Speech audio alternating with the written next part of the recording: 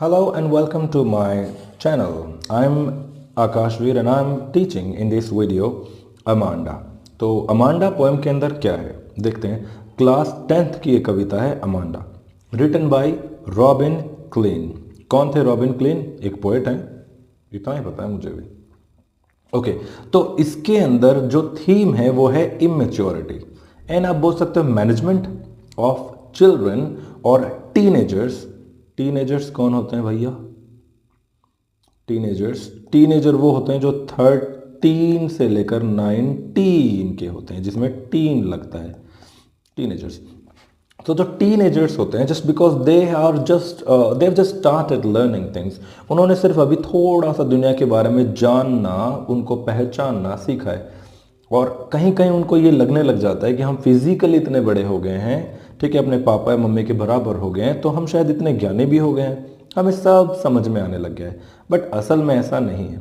और जो भी वो इस ज्ञान के अपने जो ज्ञान का जो उनका इम्बैलेंस होता है, जो उनका वहम होता है, इल्यूजन जो होता है, इल्यूजन बोल सकते हैं, ज्ञान का इल्यूजन होता है उन्हें, उस केस में वो कोई ना कोई हरकत करते हैं। मान लो एक बच्चा अकेला ही निकल गया, वो सोच रहा है मैं अकेला घूम के आता हूँ, कहीं बस में चला गया, जब वो वापस आएगा तो उसके पेरेंट्स उसको बहुत डांटेंगे, बताएंगे कि भैया तुम इतने बड़े नहीं हुए हो अभी कि अकेले कहीं भी जा सकते हो।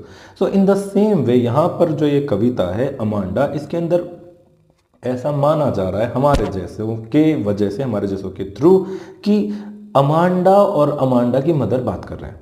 अब अमांडा कुछ भी गलती करती है, कभी वो अपने नखून चबा रही है, कभी वो चॉकलेट खा रही है जिससे फेस के ऊपर पिंपल्स हो जाते हैं, एक्ने हो जाते हैं। पिंपल्स को क्या बोलते हैं?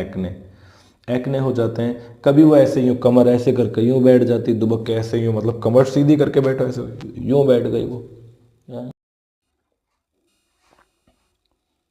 हेलो। और जैसे ही वो ऐसी कोई भी हरकतें आड़ी टेढ़ी करती है, पेरेंट्स को आ जाता है गुस्सा, वो उन्हें डांटते हैं।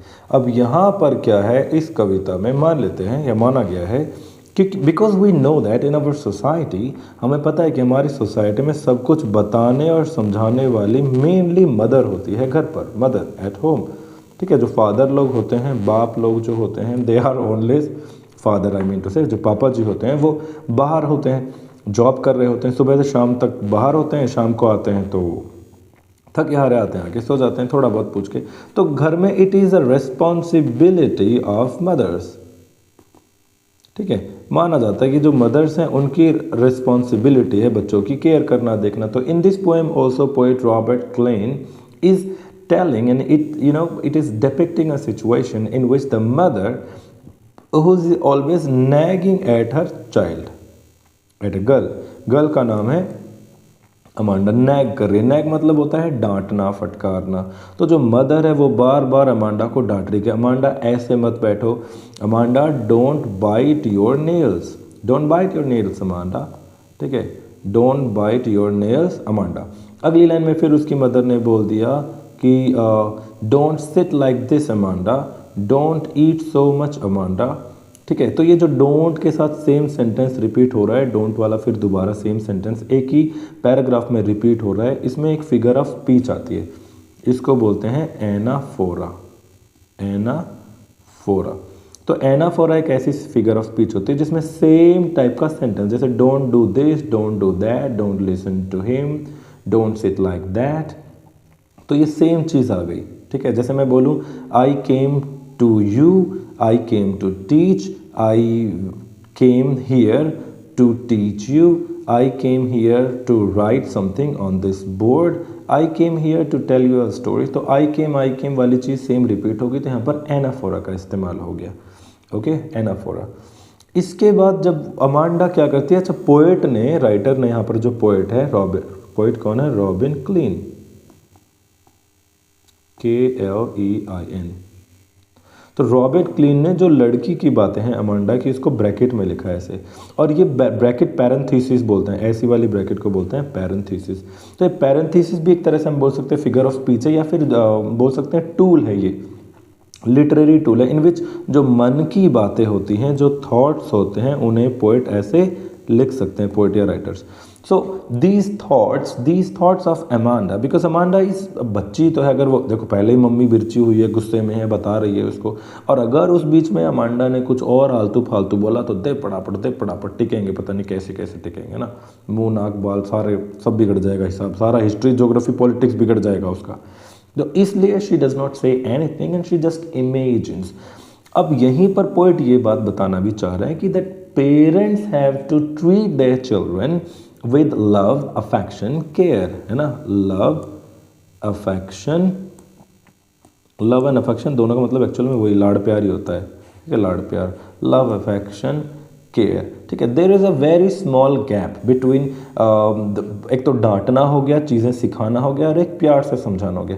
अगर प्यार थोड़ा सा भी ज़्यादा हुआ तो वो बच्चा हाथ से निकल जाएगा, बिगड़ जाएगा, और अगर डांटना बहुत ज़्यादा हो गया, नैगिंग बहुत ज़्यादा हो गई, तो भी अलग रास्ते पे निकल जाएगा। द चाइल्ड लूजेज हिज या her control, the child loses his और हर कॉन्फिडेंस, फिर वो पेरेंट्स से दूर दूर रहता है, बातचीत नहीं करता है, और ये सारी चीज़ें दोबारा से वजह बनती हैं उन बच्चों के फेलियर की, ठीक है।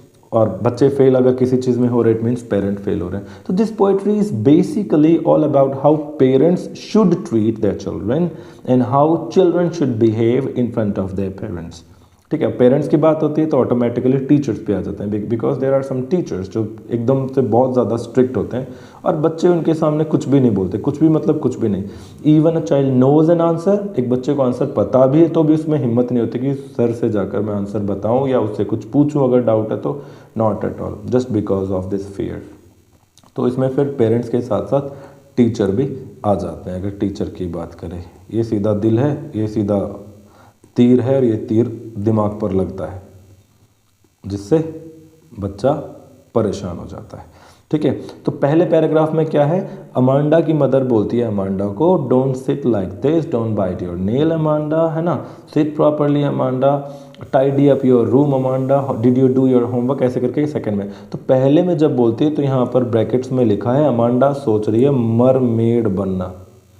पहले में क्या बनती है वो, mermaid. In the first stanza which is not said by Amanda but thought by Amanda, सिर्फ अमांडा सोच रही है। And Amanda wanted to be a mermaid, वो एक मरमेड बन जाए जल पर। And she wanted to swim swiftly in the emerald sea, emerald colour का नाम है ये, एमरल्ड जो ग्रीन और ब्लू का मिक्सर होता है उसे एमरल्ड बोलते हैं, ग्रीन ब्लू टाइप होता है वो, समुद्र का जो पानी होता है। तो वो एमरल्ड सी में क्या करेगी, ड्रिफ्ट करेगी स्विफ्टली, स्विफ्टली मतलब ये ड्रिफ्ट करेगी, ड्रिफ्ट मतलब स्विफ्टली मतलब धीरे धीरे से, आराम आराम से, ठीक है। ब्लिसफुली मूव करेगी, ब्लिसफुली का मतलब होता है खुशी से, एकदम मन राजी करके अकेली उसमें समुद्र में तैरेगी। And there would be nobody to disturb her, उसकी पर्सनल लाइफ को कोई भी डिस्टर्ब करने वाला, कोई नैग करने वाला, कोई उसे देखने वाला, कोई टू लुक एट और टू डिस्टर्ब हर, कोई भी ऐसा नहीं रहेगा। ये फर्स्ट स्टैंजा में उसकी इमेजिनेशन है, to be a mermaid and swim blissfully in an emerald sea just because there would be nobody to disturb her isolation और alone, she just wanted to be alone. In the second stanza उसके mother फिर बोलते कि did you complete your homework, did you tidy up your room, अपना कमरा सही कर लिया, होमवर्क कर लिया अपना, don't eat चॉकलेट मत खाओ, don't you remember your acne Amanda, acne याद है आपको, आपके मुंह के ऊपर एक्ने हो जाते हैं। Now this in this way Amanda यहाँ पर सोचती है क्या बन जाना, एक वो orphan होती, She wanted to be an orphan, कि काश मैं orphan होती, and I would be moving barefoot on in the streets, ऐसी गलियों में यहाँ वहाँ मिट्टी के ऊपर अपने नंगे पैर से घूम रही होती। She would be bare feet moving, walking barefoot, है ना, barefoot हो जाएगा यहाँ पर बोलोगे तो, she would be walking barefoot on the sand and making patterns, वो अपने पैर से पैटर्न्स बनाती मिट्टी के ऊपर, कोई उसे वहाँ डिस्टर्ब करने वाला नहीं होता। देखो कितनी बड़ी बात है, जिस बच्चे के पेरेंट्स हैं, माँ बाप हैं, बट वो उसको इतना ज़्यादा परेशान कर रहे हैं कि वो बच्चा जो है, चाइल्ड स्टार्ट्स फीलिंग टॉर्चर्ड, उसको ऐसा लगता है कि वो बहुत ज़्यादा टॉर्चर हो गया है, और उस टॉर्चर की वजह से वो बच्चा ये सोचने लग जाता है कि काश मैं एक ऑर्फन ही होता, काश ये माँ बाप होते ही नहीं, क्यों हैं ये माँ बाप, why are they in my life, क्यों डिस्टर्ब कर रहे हैं मुझे बार बार हर चीज़ के लिए, ऐसे खाओ वैसे खाओ ऐसे बैठो, why don't they let me live in my own way. But just because of society, parents are always in a continuous fear. वो एक लगातार ऐसे डर में जी रहे हैं parents, just because they want their child to be secured emotionally, academically भी वो स्ट्रांग हो, इमोशनली भी वो स्ट्रांग हो। वो हर तरह से अपने बच्चे को स्ट्रांग चाहते हैं, स्ट्रांग कि भाई सोसाइटी में कहीं कोई लांछन ना लगे, बच्चा बहुत पावरफुल रहे, अच्छी नौकरी हो, सब कुछ अच्छा हो। And that's why they are concern. But यहाँ पर कंसर्न कन्वर्ट हो रहा है ओवर कंसर्न में, अति में कन्वर्ट हो रहा है। कंसर्न मतलब चिंता, ओवर कंसर्न मतलब बहुत ज़्यादा हो गया, which is more than required, it is too. So Amanda's mother perhaps is too concerned or too over concerned. That's why Amanda is not at all living her life according to herself. And she is feeling very sad, बहुत ज़्यादा वो परेशान feel कर रही है। In the third stanza Amanda, one जब उसकी mother बोलते हैं कि don't have to eat chocolates Amanda, don't you remember your acne Amanda, did you tidy up your room. Third में जब वो बात करती है तो यहाँ पर अमांडा बोलते हैं कि काश मैं क्या बन जाती, रेपंजल बन जाती। रेपंजल, रेपंजल एक फेरी टेल है, fairy tale, German fairy tale है। उस जर्मन फेरी टेल में रेपेंजल नाम की एक परी थी, बोल सकते हैं लड़की थी, उसके पास पावर ये थी कि उसकी जो चोटी होती है, चोटी को क्या बोल सकते हो, ब्रेड, BRAID, ब्रेड बोलते हैं, प्लेट भी बोलते हैं और एक टफ्ट भी बोलते हैं, टफ्ट। तो अगर बालों को गूंथ दिया है तो ब्रेडेड हो गए वो, ब्रेड या प्लेट। तो जो ब्रेडेड हेयर है, उसकी जो चोटी है, उसके बाल इतने बड़े हैं बहुत ज़्यादा, तो वो एक ऐसे एक टावर सा होता है, एक टावर हो गया ऊपर, और यहाँ इस टावर के ऊपर ये जगह रहने की, ठीक है, और यहाँ पर और भी कोई जगह होगी, कुतुब मीनार के टाइप समझ लो ऐसे। तो यहाँ वो ऊपर इस टावर में रहती है। अब होता क्या कि यहाँ पर उस टावर के अंदर इस बच्ची को, रेपेंजल को कैद कर रखा है एक विच ने, एक विच ने कैप्चर कर रखा है, इसको हम बोल सकते हैं, या कन्फाइन कर रखा है, बंद कर रखा है। लेकिन यहाँ से ये लड़की अपनी चोटी को ऐसे नीचे पटकती है और एक राजकुमार कोई वो यहाँ आता है, इस चोटी को पकड़ता है, इस चोटी के सारे ऊपर चढ़ जाता है। जब वो इस चोटी के सारे ऊपर चढ़ता है तो फिर वो इस रेपेंजल की आवाज़ सुनता है। एक्चुअली रेपेंजल यहाँ अंदर गाना गाती रहती है, तो जब वो इसकी आवाज़ सुनता है वो राजकुमार यहाँ से चढ़ के ऊपर चला जाता है, फिर इसको आज़ाद करवा देता है, इससे शादी कर लेता है। ये कहानी है रेपेंजल की, ठीक है। तो यहाँ पर अमांडा बोलते कि काश मैं रेपेंजल होती, ठीक है, if I would be Rapunzel and I would live in this tower, जहाँ पर साइलेंस क्या है, एकदम गोल्डन है, एकदम स्वीट है।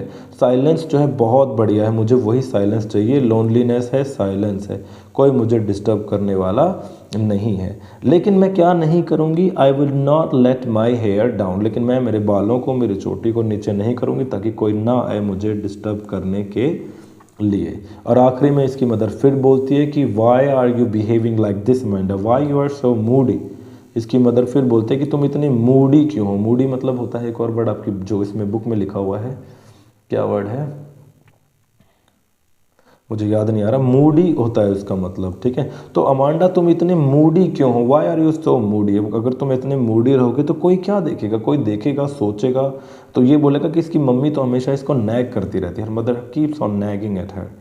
और लास्ट वाली बात में अमांडा इतनी परेशान हो जाती है कि she doesn't even imagine anything, वो कुछ इमेजिन भी नहीं करती, शी सिट्स साइलेंट, वो चुपचाप साइलेंट होकर बैठ जाती कि ठीक है मम्मी जी, जैसा आप चाहें वैसा करेंगे, हम नहीं बोलते हैं कुछ भी, ना ही हम कुछ सोचते हैं। So it is all about bridge between parent and children. It is all about balance of the thoughts of immaturity and maturity. Parents, as they are so mature, so they have to behave properly, they have to talk with love, affection and without over caring, क्योंकि over indulgence से भी गड़बड़ हो जाती है, जो tricky वाले chapter में हमने पढ़ा है। और अगर लिमिट से कम है तो अंडर हो गया वो, है ना, अंडर इंडल्जेंस हो गया, वो भी गड़बड़ हो जाएगी।